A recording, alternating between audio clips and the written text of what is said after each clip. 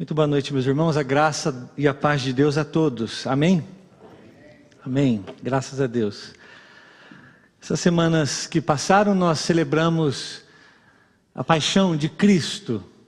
Celebramos a sua morte, a sua ressurreição, o seu julgamento, a sua crucificação. E hoje, na sequência desta celebração que nós chamamos de Páscoa, a palavra Páscoa é uma palavra hebraica que significa passar por sobre, passar por cima. Que a morte que era minha, que era sua, alguém tomou no meu lugar. E este alguém é Cristo. Por isso ele é o Cordeiro Pascal, ele é o Cordeiro da Páscoa. A morte vinha me acertar e ela não me acertou, ela passou por cima de mim, mas ela acertou alguém. Cristo tomou, recebeu, absorveu no meu lugar a minha morte. Mas e depois disso? Depois disso é a glória. Depois daquela semana de julgamentos, de traições, depois daquela semana de cuspe no rosto, de chibatadas, de amigos traindo, depois daquela semana intensa que chegou no auge de um dia em que em 12 horas ele é capturado, julgado, traído, morto, enterrado, e depois daquela semana em que ele ressuscita, vem a glória. E é por isso que eu queria chamar a sua atenção hoje para o Salmo escrito por Davi, 1000 anos antes de Jesus. O Salmo, no livro dos Salmos, o Salmo de número 24. E o Salmo 24, ele diz assim aqui na minha tradução: Ao Senhor pertence a terra e tudo o que nela se contém, o mundo e os que nele habitam. Fundou-a ela sobre os mares e sobre as correntes a estabeleceu. Quem subirá ao monte do Senhor? Quem há de permanecer no seu santo lugar? O que é limpo de mãos e puro de coração, que não entrega a sua alma à falsidade, nem jura dolosamente. Este obterá do Senhor a bênção e a justiça de Deus, do Deus da sua salvação. Tal é a geração dos que o buscam, dos que buscam a face do Deus de Jacó. Levantai, ó portas, as vossas cabeças, levantai-vos, ó portais eternos, para que entre o Rei da Glória. Quem é o Rei da Glória? É o Senhor forte e poderoso, o Senhor poderoso nas batalhas. Levantai, ó portas, as vossas cabeças, levantai-vos, ó portais eternos, para que entre o Rei da Glória. Quem é esse Rei da Glória? O Senhor dos Exércitos. Ele é o Rei da Glória. Naturalmente, Davi tem em mente a volta da Arca da Aliança para o tabernáculo. A arca que representava a presença de Deus no meio do povo, havia sido retirada de Israel, ela ficava no tabernáculo construído por Moisés, e ali estava a presença de Deus, e estando a presença de Deus ali, havia possibilidades para quem estava ao redor daquele lugar. A arca, a presença de Deus, ela mostrava a direção, mostrava o cuidado, mostrava o pastoreio, porque Deus estava ali. Imagine um povo sem Deus, um povo que anda na escuridão, nas trevas, tateando, um povo que não sabe para onde vai, de onde veio, um povo que fica nas tentativas. Hoje dá, talvez dê, talvez não dê, eu sei que talvez alguma coisa aconteça, será? Mas quando Deus está presente, como você vê na reconstrução do templo por Zorobabel, que o povo corre e reconstrói as suas casas, Deus diz: está errado. Antes de reconstruir a sua casa destruída, construa o templo, porque se eu estiver presente, as suas casas serão reconstruídas. Se eu estiver ali, então uma teocracia, um governo de que Deus governa a minha vida, acontecerá. Se Deus está no centro da minha vida, as minhas casas, a minha família, o meu pão, o meu dia, este acontecerá. Mas às vezes nós invertemos, construímos primeiro a nossa vida, e o que sobrar, talvez, nós deixamos para construir a arca, o templo, o tabernáculo de Deus. Quando Davi trouxe de volta a arca da aliança, uma aliança que havia entre o povo e Deus, quando Davi traz de volta a arca da aliança, há uma grande festa. Há um festejo, há uma festança, há na realidade um cortejo, um desfile, ou como dizemos em inglês, um parade. Aí, como aqui tem no parade do Stampede, que as pessoas vão lá e ficam vendo aqueles cavalos lindos passando, e aquelas pessoas naqueles carros alegóricos, uma grande festa. Alguma coisa assim, como quando os romanos voltavam da sua guerra com seus despojos e traziam diante do imperador César, que ficava no alto daquela escadaria em Roma, e o seu exército passava com milhares e milhares de soldados, e milhares de prisioneiros agora escravos, e milhares de pertences retirados daqueles países, ouro, prata e tantas outras coisas. Um cortejo de vitória que ia diante de si, uma fumaça que subia e dizia: nós vencemos. Esse com tambores, com flautas, esse com grande barulho e com grande dança. Assim também Davi voltou, trazendo a arca para onde ela deveria estar. Abram alas, a arca está voltando, abram alas, Deus está de volta, abram alas, Deus está no seu lugar de novo, aonde ele sempre deve estar. E aí Davi escreve o Salmo 24, muito conectado, como veremos, com o Salmo 22 e 23 e 25. É uma ideia só composta na mente do salmista, de que um cortejo, de agora uma grande festividade, um desfile está acontecendo diante do Deus Criador. E ele começa exatamente do começo. Ele diz logo no início que Deus é o Criador, Deus é o Criador, ao Senhor pertence a terra. E tudo que há, a palavra hebraica para tudo que há é a palavra plenitude, não falta nada. Tudo o que está ali na terra, ao redor da terra, pertence a Deus. E também aqueles que habitam nela são propriedade de Deus. Todos são propriedade de Deus. Davi está ciente disso, e ele está dizendo: não tem alguma coisa que talvez não pertença a Deus. Às vezes nós fazemos uma comparação equivocada entre o reino de Deus e o reino de Satanás. Às vezes nós imaginamos que existe um Deus, e do lado de cá um Deus bom, e do lado de cá um Deus mau. A gente assiste muito filme, a gente lê muito livro, a gente imagina uma ideia de um grande Armagedon, de uma grande guerra final um dia, uma batalha talvez grandiosa, o Capitão América, o Batman de um lado e o Pinguim do outro. E aí essa grande guerra vai acontecer, e olha, talvez um vença, talvez o outro vença. Mas o salmista tem uma consciência de que não é assim, de que tudo é o reino de Deus. Isso inclui inclusive o próprio Satanás e o reino das trevas.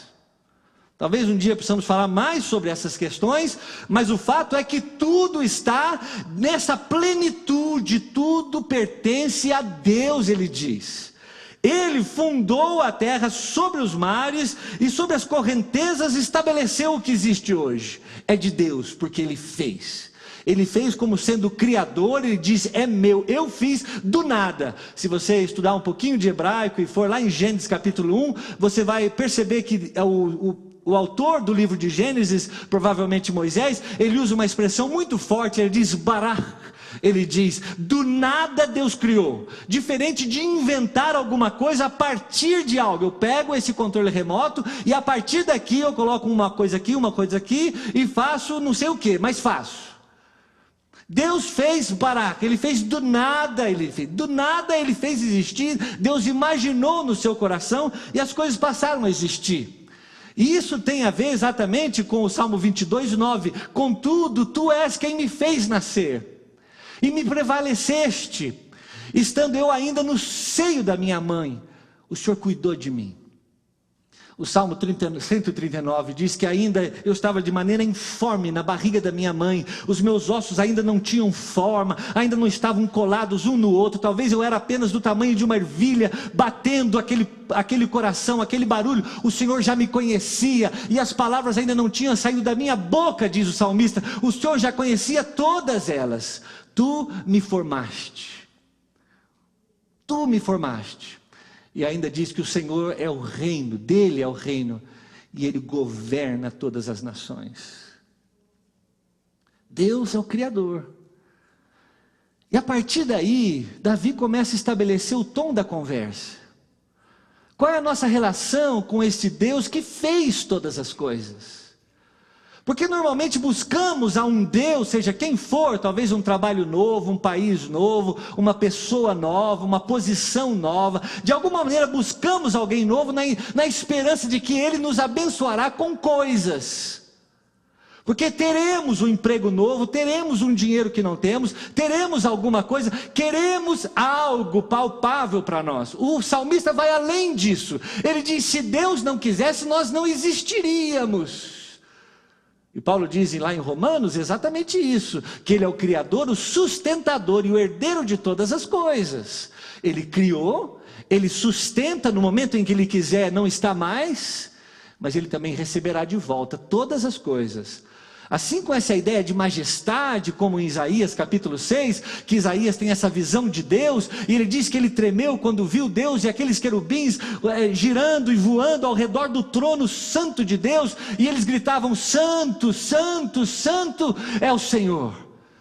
No seu trono santo, que governava todas as coisas, como Isaías diz no capítulo 18, versículo 4, eis que o Senhor está sentado no seu alto e sublime trono, calmo, como a aurora, como o orvalho da manhã. Assim está Deus, soberano. A batalha que Deus luta, a guerra que Ele luta, é calma, como o orvalho da manhã. Ele diz, é assim que nós temos que começar a compreender quando nós vivemos os nossos atos e falamos as nossas palavras e pensamos os nossos pensamentos. Talvez pensar que estamos diante do Criador. Às vezes contamos para as crianças a historinha da criação. Talvez pedimos que as professoras e professores contem a história da criação para as classinhas das crianças. De que Deus formou do nada tudo o que existe. Talvez para nós também deveríamos repensar e reafirmar no nosso coração de que tudo o que existe é dele. Foi feito por Ele e para Ele. Isso deve trazer em nós algum temor, alguma reverência, para que haja sabedoria na maneira como vivemos. Porque tudo que está aí não é nosso, e não foi feito por nós. Essa é a primeira coisa que ele diz. A segunda coisa é que Deus é um Deus restaurador. Ele estabelece isso do versículos 3 ao versículo 6. Ele diz, Deus agora proporcionou a restauração de um relacionamento rompido. Esse Deus que criou todas as coisas e viu lá mesmo no Éden, e vê todos os dias nas nossas vidas um rompimento da nossa relação, esse Deus que Ele nos amou tanto e nos fez, porque Deus não precisava nos fazer, Deus se basta em si mesmo. Não havia necessidade que Deus um dia sonhasse com você assim, do jeito que você é. Ou a terra redonda, esse planeta azul, cheio de água e de montanhas, e de vales, e de animais, e de flores. Deus não precisava nada disso, mas Ele resolveu fazer por amor, porque quem ama se dá, e Ele se repartiu conosco. Ele diz, alguém tem que saber deste amor, alguém tem que saber da existência possível. Então esse Deus que fez, um dia teve um rompimento de mim e de você, que um dia dissemos, não precisamos de Deus. Nós somos os nossos próprios deuses, nós cuidamos da nossa vida. Eu me resolvo, eu me basto, eu tomo as minhas decisões. Eu que há 18 anos atrás não existia, eu que há 50 anos atrás não existia, que aparecia assim do nada, que não sei como, talvez eu mesmo me autofiz a mim mesmo. Agora eu decido, já que eu mesmo me fiz, eu decido como eu vivo, como eu morro, quando eu morro. O que eu decido da minha vida, o que é certo, o que é errado, o que é verdade, o que é mentira, eu decido, porque eu sou absolutamente suficiente. Neste rompimento, nesse distanciamento, o homem, eu e você, descobrimos a morte. Porque não só descobrimos que não poderíamos ser deuses, mas agora estávamos longe da vida. E por estarmos longe da vida, começamos a colher todos os dias o fruto da morte. Envelhecemos, criamos inimizades e contendas, somos insatisfeitos. O pastor Alexandre orou aqui dizendo com alto índice de suicídio, de depressão, tristeza constante. Fruto do quê? Senão de um rompimento de uma relação perfeita que havia entre nós e Deus. Fruto da não existência mais da presença de Deus. Nós nos fomos da arca da aliança, nós nos saímos, fomos, nos distanciamos da presença de Deus e agora colhemos o fruto amargo da distância. Agora não é possível mais, porque como um morto se auto-ressuscita, você já não pode se fazer. Você não tem como criar vida. Você pode reproduzir alguma coisa que alguém já deu dentro de você, mas você não tem como criar. Agora, estando morto, como que um dia você diz assim: cansei de ficar morto, vou ressuscitar hoje, vou viver. A não ser que a vida te visite, te abrace, te chacoalhe e diga: venha para fora da morte. Somente assim. E é isso que ele fez. Dos versículos 3, 4, 5 e 6, ele está dizendo: agora existe uma possibilidade de subirmos ao monte de Deus, existe uma possibilidade de voltarmos nesse processo de restauração da intimidade com Deus, de buscarmos o monte de Deus, de permanecermos na presença de Deus, e ainda diz aqui, de buscarmos a face do Senhor, grande intimidade. Não buscamos as coisas, as bênçãos, não buscamos os resultados, buscamos a face de Deus, a presença de Deus, porque sabemos que nesse pacote, neste combo da presença de Deus tem tudo mais, porque nós aprendemos que se buscar a minha justiça, as outras coisas vos serão acrescentadas. Mas eu quero que você seja desafiado a me buscar, mas me buscar mesmo, só a mim, todos os dias, toda hora, e deixar que eu cuide de você. Quem subirá ao monte? Quem subirá? Isaías diz em capítulo 2, versículo 2 e 3, nos últimos dias acontecerá que o monte da casa do Senhor será estabelecido, e para ele afluirão todos os povos, irão muitas nações e dirão: vinde, subamos ao monte do Senhor e à casa de Deus de Jacó, para que nos ensine os seus caminhos e andemos pelas suas veredas. Veja a profecia dizendo que o que Deus um dia intentou para um, está agora aberto a possibilidade para todos nós. Uma grande multidão foi vista por João no Apocalipse capítulo 7, versículo 9. Uma grande multidão foi vista diante do trono e louvavam o Cordeiro e cantavam na presença de Deus. Eu e você.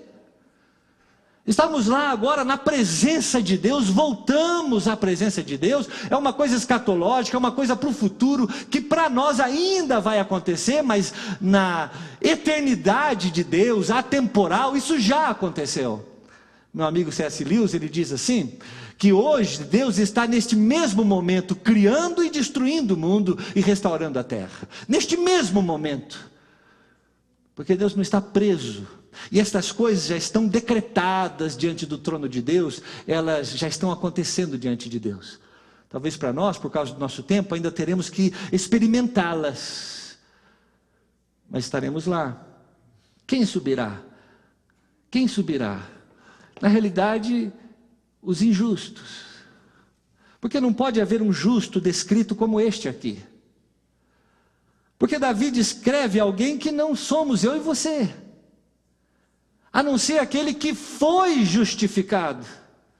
É aquele que reconhecidamente é culpado, mas que Deus diz assim: eu declaro você justo. Eu fiz uma sentença que a partir de hoje, a partir da cruz, a partir da sua fé em Jesus Cristo, eu te declaro justo. Porque justo nós não somos, santos não somos. A conversão é necessária. A Bíblia, de capa, eu não sei o que você pensa, mas de capa a capa, a Bíblia fala sobre converter os vossos corações dos seus pecados, converter-vos da morte, que precisamos sair da morte e entrarmos para a vida. Não nascemos santos do útero da nossa mãe, não nascemos e nem permanecemos santos, não, é impossível. Em pecado, fui concebido. Em pecado fui concebido, Davi diz no Salmo 51. É assim que eu fui gerado. O DNA do pecado já está dentro de mim. E vai reproduzir para o meu filho, vai reproduzir para os meus amigos, para quem quiser, uma coisa contagiante, pegajosa, como uma epidemia que se espalha de geração em geração. Descrita no Salmo 12, de uma geração corrupta, de lábios amargos, de um fel na boca. Isso se espalha como o vento. Mas justificados, pois, mediante a fé. Uma criancinha não pode ter fé em Deus. Um feto. Justificados, pois, mediante a fé, temos paz com Deus. Está restabelecido, subir ao monte, por meio do nosso Senhor Jesus Cristo. Não é ninguém mais, não é nenhum outro ato, não é uma igreja, não é um santo do passado, do presente ou do futuro. É por meio de Jesus Cristo. Justificados, declarados justos, você injusto, você injusta, eu te declaro, por causa da sua fé no meu sacrifício, eu te declaro justo, você não me deve nada, temos paz com Deus. Você não deve nada para Deus. Quantas vezes somos visitados pela nossa consciência, somos visitados pelo Satanás, somos visitados por outras pessoas que insistem em nos lembrar que nós somos sujos, pecadores, mas é isso mesmo, mas não devemos nada para Deus, porque a cruz nos comprou, nos lavou, diz lá que todos estávamos diante de Deus com vestes brancas, alvo como a neve, porque fomos resgatados na cruz pela fé, temos paz com Deus, não temos dívida mais alguma com Deus, por intermédio de quem obtivemos igualmente acesso pela fé a esta graça na qual estamos firmes e gloriamo-nos na esperança da glória de Deus. Eu tenho agora esperança de que um dia eu verei a glória de Deus. Eu não sei como é que é para você. Se a sua esperança em Cristo é que um dia algumas coisas melhorem aqui, é bom. É bom, porque nós precisamos ter esperança para daqui 5 minutos. Nós precisamos ter esperança, mulheres, para daqui 9 meses.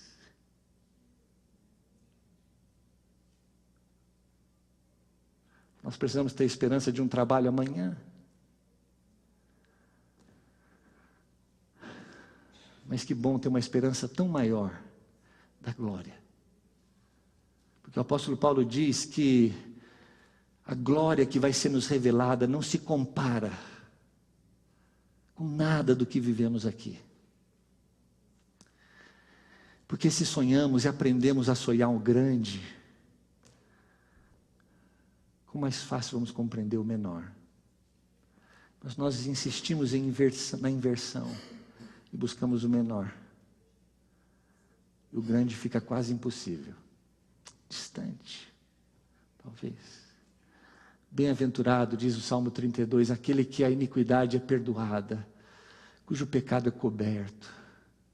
Feliz, aquele que no dia do julgamento Deus olhar e falar, não tem nada. Feliz o dia que naquele dia você se colocar diante de Deus e Deus falar assim, não tem nada. você não me deve nada, que o seu pecado foi perdoado. Bem-aventurado o homem a quem Deus não atribui iniquidade. Jaime, isto aqui, você é culpado disso, eu quero o preço disso. Bem-aventurado o homem, a mulher, que naquele dia, Deus fala, Jaime, isto aqui, que você fez, você não me deve nada. Bem-aventurado. É muito humilhante isso, meus irmãos, porque nós, por orgulho, achamos que nós mesmos podemos conquistar essas coisas. E talvez a tendência da maioria de nós é ler o Salmo 24 e acharmos que Deus criou todas as coisas e quem subirá ao monte do Senhor? Eu, o justo, de mãos limpas, de coração puro, que não fala com soberba, que a língua é controlada. E aí nós nos colocamos aqui nesses salmos, nesses versículos 3, 4, 5 e 6. Porque de maneira tão orgulhosa achamos que somos nós. Deus criou tudo, e aí então eu sou o justo que subirei ao Senhor, agora eu me esforço para fazer certas coisas, e um dia o Rei da Glória se revelará. Essa é a teologia de maioria de nós. Mas não é exatamente isso que o Salmo está dizendo.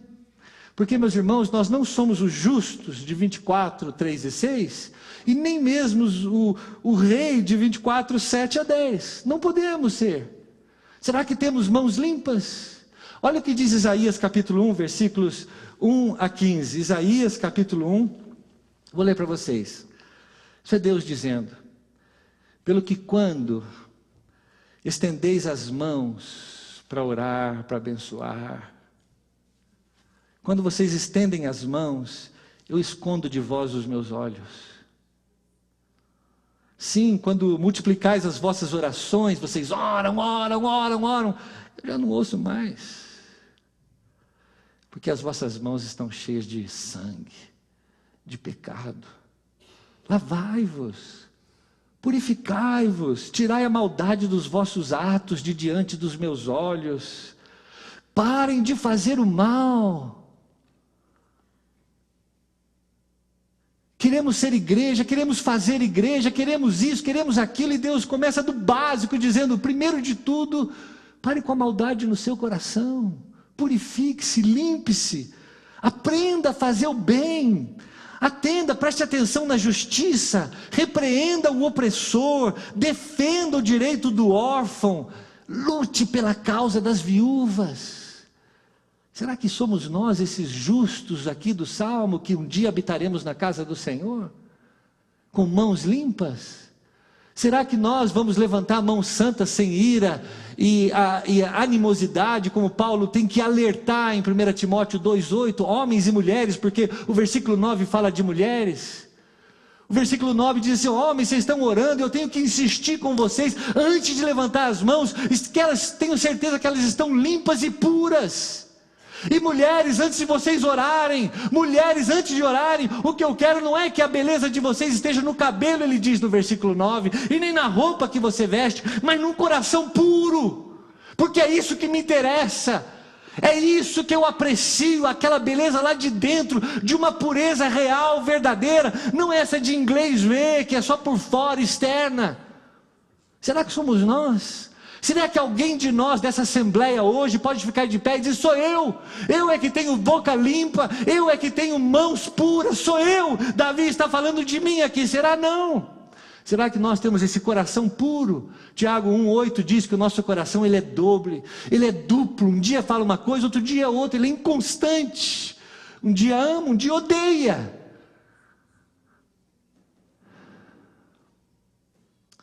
Um dia eu aprendi que o oposto de odiar, o oposto de amar, em última análise, não é odiar. O oposto de amar é homicídio. Porque está embutido no ódio o desejo da não existência de alguém. Porque quando eu odeio você, eu quero que você não exista mais. E o que é isso, senão homicídio? Jeremias 5,23 diz que nós temos por natureza um coração rebelde. E o mesmo profeta em 17:9 diz que o nosso coração é enganoso e perverso. Quem pode confiar? Será que somos nós aqui neste versículos 3, 4 e 5? Será que somos nós aqui que ele diz aqui no versículo 4, que não entrega a alma à falsidade, nem jura dolosamente? Ele está falando da nossa língua, da nossa boca, daquilo que falamos. Eu participei de uma reunião uma vez, que a reunião de oração, ela nada mais era, muito poderosa, mas nada mais era do que uma boa desculpa para falar da vida dos outros. Porque às vezes nós acabamos fazendo essas coisas, aparentemente, como Jesus diz, hipócrita e iníquo em Mateus 23, com aparência de santidade, mas no fundo não somos isso. Porque Timóteo diz que nós já temos uma consciência cauterizada, já nem dói mais a consciência. Será que somos nós? Não pode ser nós, meus irmãos. Não pode ser, porque, sabe o que? A raiz disso tudo está em quem é rei sobre a sua vida. É disso que está falando o Salmo. O Salmo, ele vem dizendo a respeito de um Deus que foi morto na cruz, no capítulo 22, fala de um Deus que nos visitou e nos pastoreou, inclusive na nossa morte, no capítulo 23, e diz agora de um Deus que é glorioso. Então ele está restaurando, Deus está trazendo de volta o reinado de Jesus Cristo. E aí sim a pergunta que me cabe é: quem é o santo, quem é o justo? É o próprio Jesus, porque Ele é a resposta do quem é o Rei da Glória, é Ele mesmo. Sabe que um pouco antes de Davi, os juízes, capítulo 21, 25, era um ciclo de 200 anos, em que juízes governavam a terra, como Gideão, Débora e Samuel, por exemplo. Naqueles dias não havia rei em Israel, e cada um fazia o que achava reto. Você faz o que você quiser. A verdade é apenas aquilo que você acha que é. Se você faz, tudo bem. Se alguém fala da vida de alguém, é fofoca. Mas se você fala da vida de alguém, não, é porque eu sou santo, estou falando de um jeito diferente. Alguém lá pode desviar o dinheiro, mas se eu desviar o dinheiro, não, eu posso, porque eu sou um pouco superior a essas coisas. Isso no fundo não me atinge. Eu posso, na realidade, fazer o que eu bem quiser. A Bíblia estabelece que o sexo, por exemplo, é dentro do casamento. Não, mas para mim é um pouco diferente, porque eu estabeleço como é que tem que ser, as minhas condições. O culto é do meu jeito, o louvor é do meu jeito, a pregação tem que ser do meu jeito, a entrega da pregação e tudo mais. O horário é como funciona para mim. Tem que ser do meu estilo. Nós somos tão cauterizados na maneira que vivemos, que somos acostumados há anos viver certas tradições, sejam elas católicas, pentecostais, batistas, reformadas, que já nunca mais questionamos a nossa mente se isso é o correto. Nunca mais temos a coragem de chegar diante de Deus, dizer: Deus, na liberdade do teu Espírito, da tua palavra, o que o Senhor quer de mim? Porque eu sou o rei, eu determino, eu faço as minhas escolhas, isso é melhor para mim. Essa semana eu vi, por exemplo, 3 mulheres nos Estados Unidos que se casaram.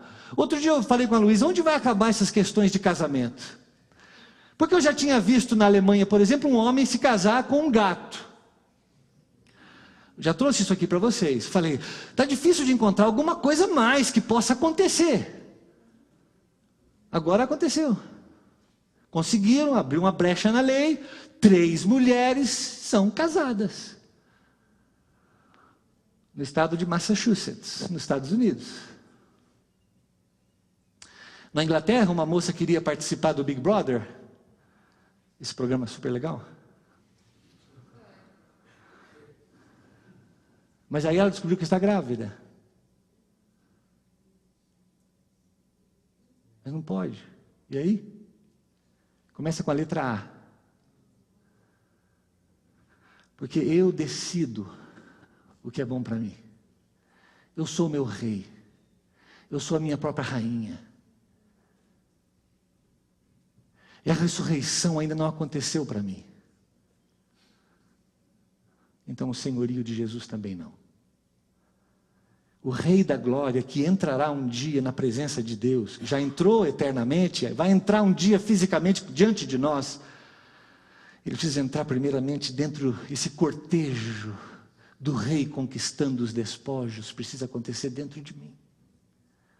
Porque eu preciso entender que Ele é o meu rei, que Ele estabelece o que é verdade, que Ele diz o que é certo, Ele que domina os meus lábios, Ele que enche o meu coração de alegria, por causa da minha obsessão por Ele. É o Rei da Glória. Mas aí nós fazemos o que bem quisermos, porque o Rei ainda sou eu. Quem é o Rei da Glória? Quem ousa caminhar para o Monte Santo e lá permanecer? Aquele que subiu no Monte Santo e permaneceu naquele lugar, é o Rei da Glória. É aquele que subiu em 24:3, é o mesmo que desceu em 22, 23 e 25. É o Rei da Glória, do capítulo 22, que diz assim na cruz: Deus meu, por que me desamparastes? É este que desceu primeiro nas nossas mazelas, esse que estava na glória, sentado em glória no céu, e desceu no meio da nossa confusão, da nossa pequenez do jeito que vivemos, da mediocridade como eu e você vivemos, dessa disposição fraca no nosso coração, que não temos fibra mais, não temos espinha dorsal, para de verdade viver a vida como tem que ser vivida, enfrentar os fatos como precisam ser enfrentados. Esse que estava na glória, longe disso tudo, perfeito, ele se fez homem, ele se fez mulher, ele se fez gente, ele se fez Jaime, e ele na cruz bradou, 1000 anos antes de morrer: Deus meu, por que me desamparaste? É esse mesmo que diz aqui no capítulo 22, que eu fui formado no ventre da minha mãe por ti. Esse que sabia que Deus colocou você dentro do ventre de Maria. É este mesmo que foi preservado enquanto ainda mamava, pequeno foi levado por Deus. Este que derramou o seu corpo como água, e todos os seus ossos se desconjuntaram. É esse que na cruz o seu coração derreteu-se como cera. É esse que na cruz secou-se o vigor como um caco de barro, e a língua se pegou no céu da boca. É este que foi deixado à morte. É este que foi cercado por cães e malfeitores. É este do Salmo 22, que teve repartido entre si as suas vestes, e que lançaram sorte sobre a sua túnica. É este que depois da sua morte não teve nenhum dos seus ossos quebrados, no versículo 17. É este que no versículo 21, no domingo de Páscoa, anunciou a salvação aos seus amigos discípulos. É este do Salmo 23. É esse do Salmo 23 que desceu para me pastorear, que me levou em pastos verdejantes. Este que trouxe refrigério para minha alma e me guia pelas veredas da justiça. Este que visitou a minha morte, o vale da sombra da morte. É este. Aquele que desceu é aquele também o mesmo que subiu acima de todos os céus, para encher todas as coisas. Interessante que Paulo usa a mesma palavra que Davi começou a usar aqui no versículo 1, que Deus pertence à plenitude, e Jesus veio para trazer de volta a plenitude. Ele não está dizendo, Paulo, que Jesus desceu ao inferno. Ele está dizendo que Jesus estava no céu e desceu até nós. Leia bem Efésios 4. Ele desceu até onde estávamos. Este que desceu é o mesmo que subiu e levou consigo o cativeiro. Quem ousa caminhar para o Monte Santo e lá permanecer? O mesmo que foi poderoso na batalha, do versículo 8 do capítulo 24. Ele é forte e poderoso, o Senhor poderoso nas batalhas. Ele é, como Moisés disse, logo depois de atravessar o Mar Vermelho, que toda aquela multidão passou por aquele batismo do Mar Vermelho, e logo atrás dele todos os soldados do Egito foram destruídos, afogados. Este Moisés declarou: Deus é um homem de guerra. É este mesmo que teve a sua maior guerra, a sua maior batalha na cruz, como Paulo diz em Colossenses 2:8. 2,15, e despojando os principados e potestades, Jesus os expôs publicamente e deles triunfou em si mesmo. Este é o Rei da Glória. É o que o apóstolo Paulo diz: o mesmo que desceu é aquele que retornou para a casa do Senhor para todo sempre.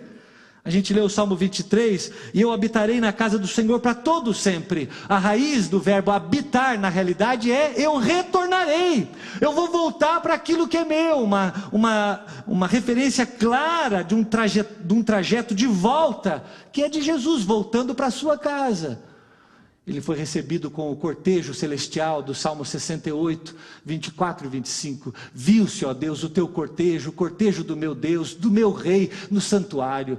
Os cantores iam adiante, atrás, os tocadores de instrumentos, de cordas, em meio a donzelas com adufes, cantavam, celebravam, porque o Rei da Glória estava voltando.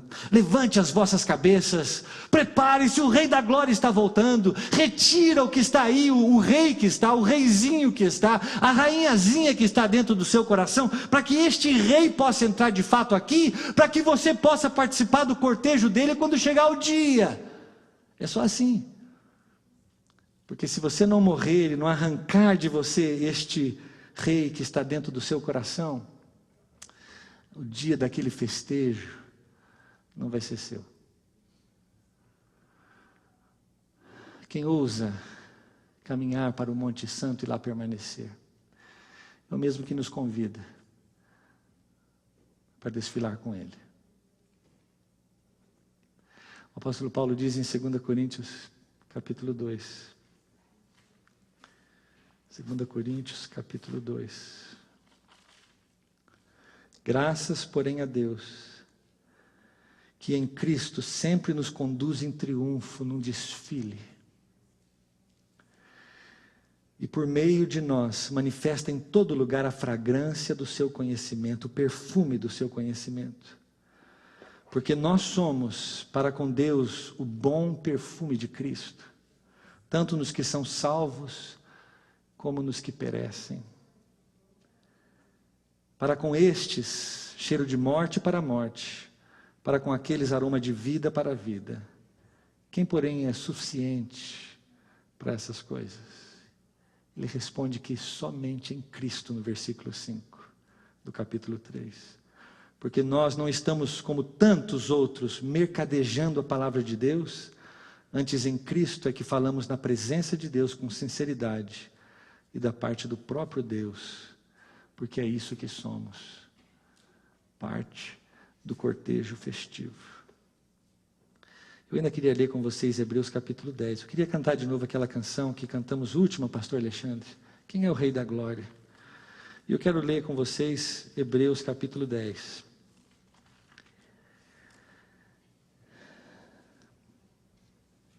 Nós temos dias de vale, dias de cruz. Todos nós.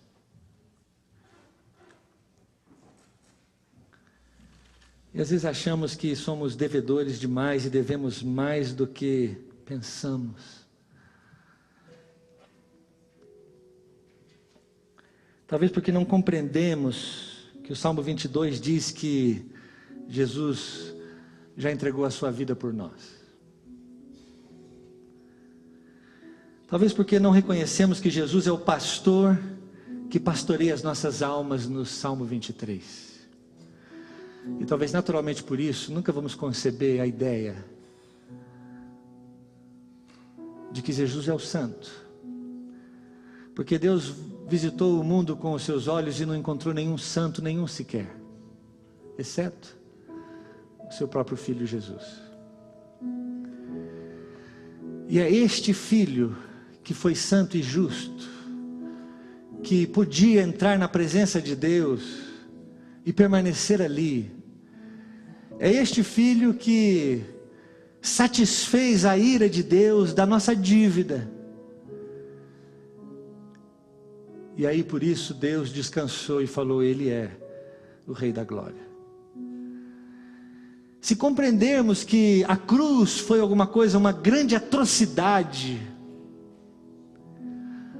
um lugar cheio de sangue, bruto e brutal, se compreendêssemos a representação da cruz, da morte, da necessidade do Filho Santo de Deus morrer em meu lugar, imagino eu o tamanho do meu pecado, da impossibilidade de eu me resolver.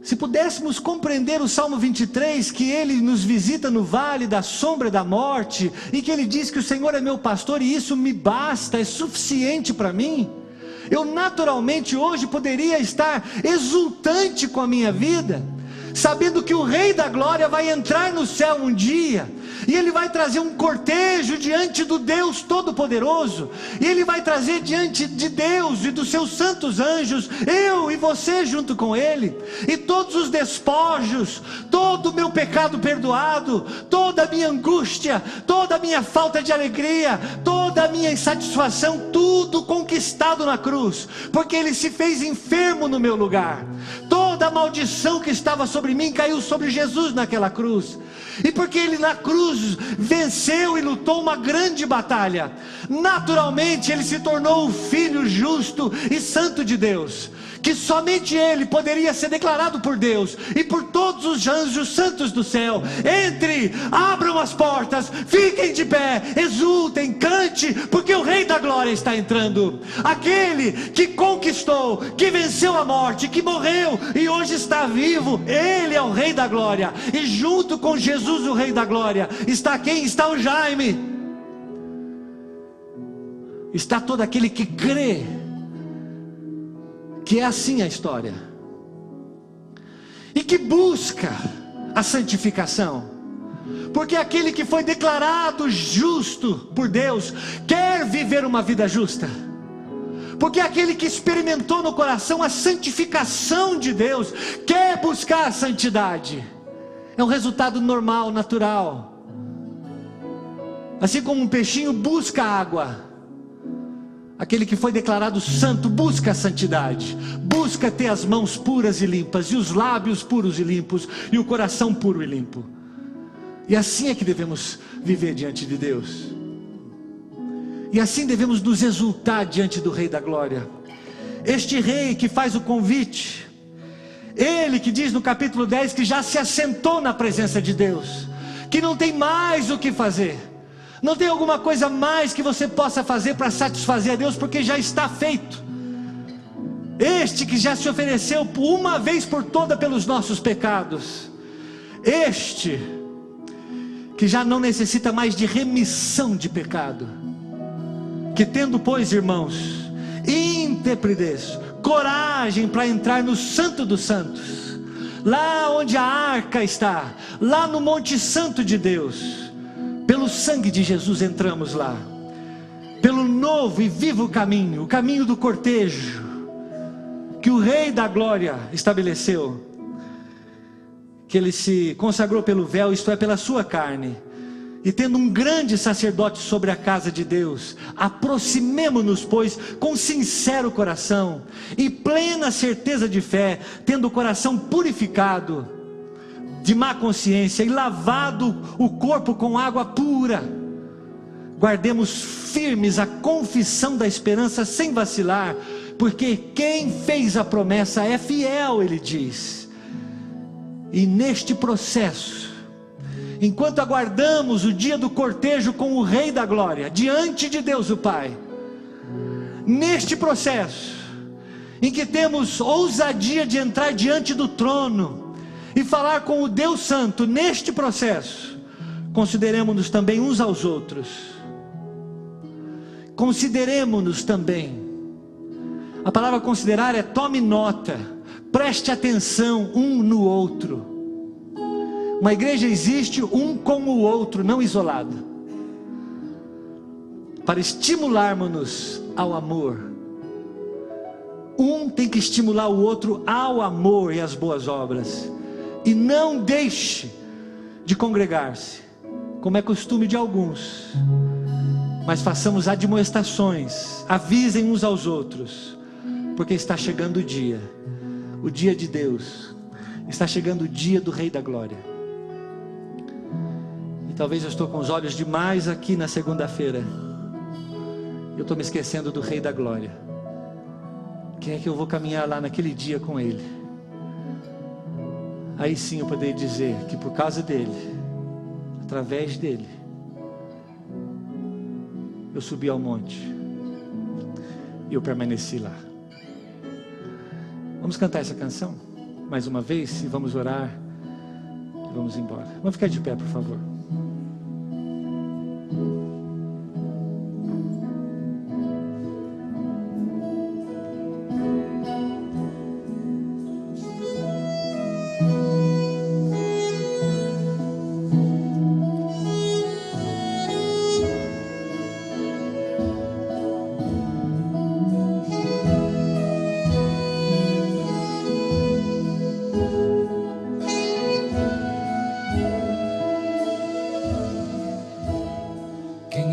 Esse Rei da Glória, que me abraça com amor e com falar suave surpreende o meu viver. Meu coração recorda o perdão que me lavou. Quem é esse Rei da Glória? Ele é tudo pra mim. Quem é esse Rei de anjos? O príncipe da paz. Revela seus mistérios do alto para mim. Meu espírito almeja sua graça me firmar. Quem é esse Rei da Glória? Filho do Deus criador. Seu nome é Jesus, precioso,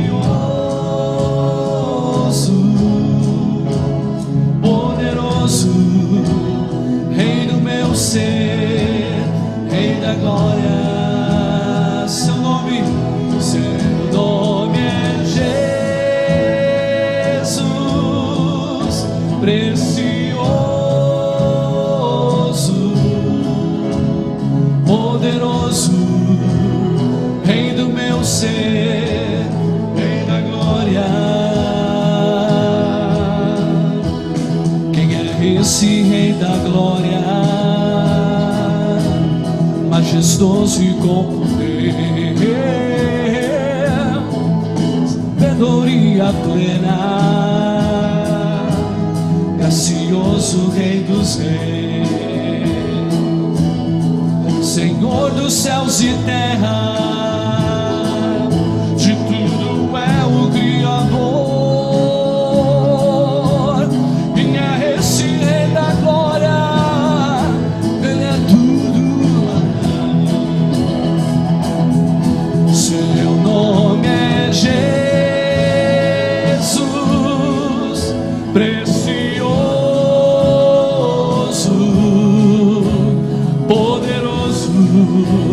Rei do meu ser, Rei da glória. Seu nome é Jesus, precioso, poderoso, Rei do meu ser, Rei da glória.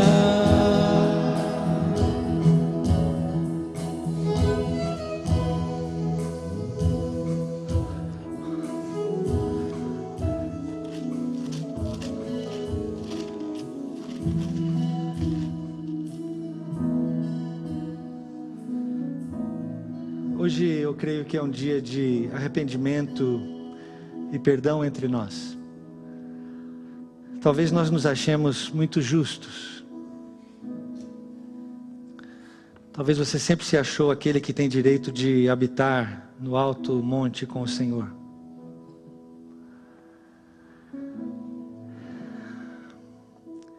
Talvez você ache que você não seja o rei da glória, mas certamente o rei de você mesmo.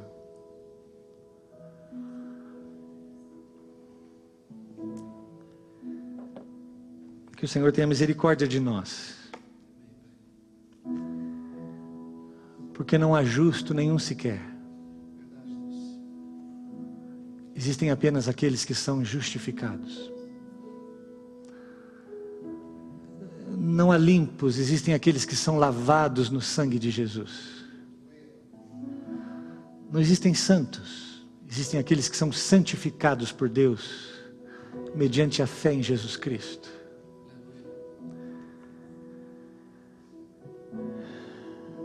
Talvez nunca pensemos que um dia haverá esse cortejo, em que Deus apresentará diante de si o Rei da Glória e todo despojo de guerra, vencedores e perdedores,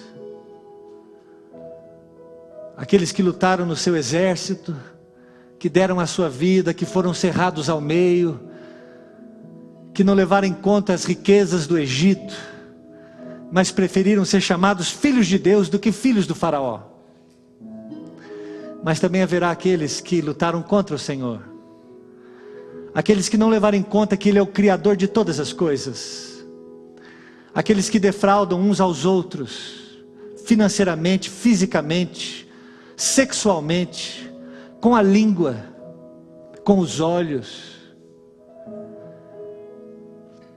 que não sabe que tudo pertence a Deus, porque quando roubamos algo de alguém, na realidade roubamos de Deus, porque é de Deus.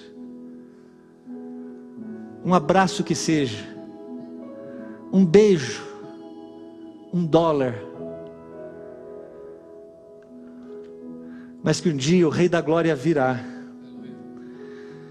e levará consigo o despojo de guerra.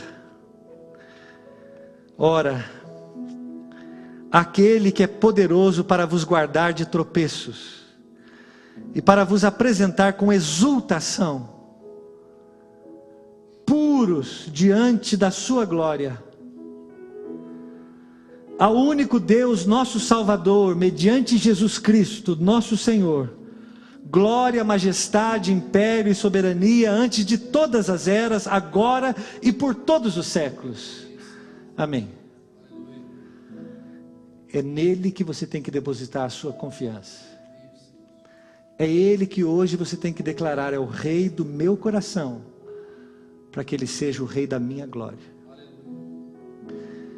E eu desafio você hoje à noite a largar a mão do seu pecado, do seu orgulho, em grande humildade, convidar Cristo como um cortejo para tomar conta do seu coração, para que você participe do desfile de vitória dele. Pai de amor, em nome de Jesus te agradecemos por esta noite. Esta é a tua palavra, este é o teu povo, e eu sei que aqui também está o teu Espírito. Eu sei que quando o teu povo se encontra com a tua palavra, sob a ação do teu Espírito, aí há o poder do Senhor para nos transformar e até mesmo fazer de novo, para nos convencer dos nossos pecados e para nos abrir os olhos, porque o Salmo 22 diz que até o nosso louvor vem de ti, para o Senhor mesmo. Assim que o Senhor nos purifique esta noite dos nossos pecados e dá-nos da tua graça para vivermos uma vida santa diante de ti, na dependência da graça do Senhor, sabendo que o Senhor é poderoso para nos guardar de tropeços e nos apresentar diante do Senhor mesmo naquele dia, puros e imaculados. E que seja assim, Senhor Deus, que o Senhor vá adiante de nós como quem nos guia nesse cortejo eterno que não vai ter fim mais até aquele dia da glória. Que o Senhor vá sobre nós como Deus criador de todas as coisas, inclusive das nossas próprias vidas. Que o Senhor vá ao nosso lado como nosso companheiro de todos os dias, nos tomando pelas mãos, nos justificando, nos santificando. Que o Senhor vá por detrás de nós, nos protegendo, colocando a tua mão sobre nós, dizendo que nós pertencemos a ti, somos do Senhor. Que o Senhor vá por debaixo de nós como a rocha firme, sobre esse novo e vivo caminho que o Senhor abriu com o sangue de Jesus, para que possamos caminhar confiadamente até o trono da graça do Pai. Que o Senhor vá dentro de nós, coroado como o Rei da Glória, e que possamos dizer com toda a força do nosso coração e pulmões: quem é este Rei da Glória? É Jesus, o Cristo, o que foi crucificado, o que morreu, o que ressuscitou, está vivo hoje na presença de Deus, e que voltará para me levar para o grande cortejo da tua glória um dia. Assim é que oramos, para a tua glória, para o nosso bem e paz, para a edificação da tua igreja. Assim é que oramos, no único nome irrecusável diante de ti, o nome do Rei da Glória, Jesus, o nosso Senhor. Amém. Deus nos abençoe. Dê um abraço gostoso em quem está do seu lado. Diga que o Senhor te abençoe nesta semana. Cantina missionária. E vamos para a nossa cantina missionária.